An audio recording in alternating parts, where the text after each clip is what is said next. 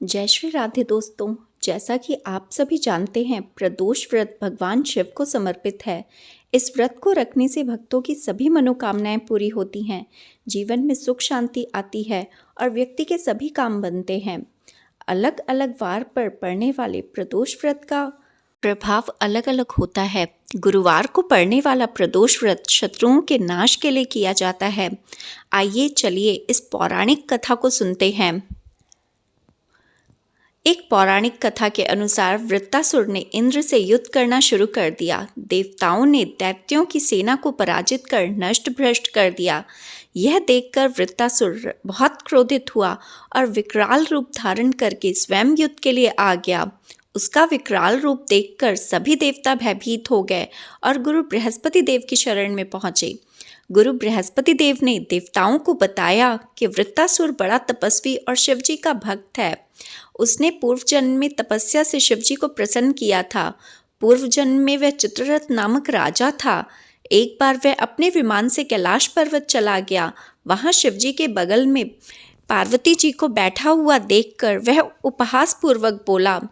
उसने कहा कि हम सामान्य लोग मोह माया में फंसे होने के कारण स्त्रियों के वशीभूत रहते हैं, परंतु यहाँ देवलोक में स्त्री सभा में बैठी है।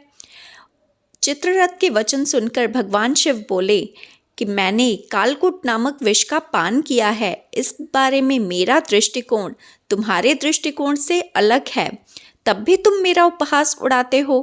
तभी माता पार्वती क्रोधित हो चित्ररथ से बोली, अरे ओ दुष्ट, तूने महादेव के साथ मेरा भी अपमान किया है, अतः मैं तुझे श्राप देती हूँ कि तू दैत्य रूप धारण कर ले।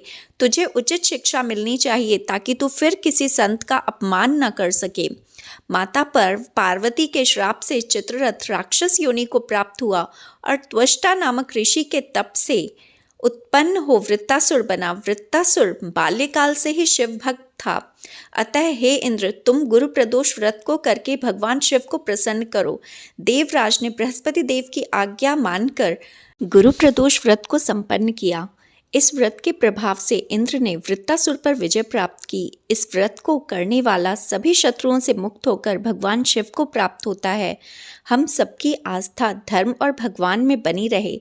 इसी के साथ मैं आपसे विदा लेती हूँ। जय श्री राधे। ये व्रत कथाएं सुनने के लिए चैनल को लाइक, शेयर और सब्सक्राइब करें।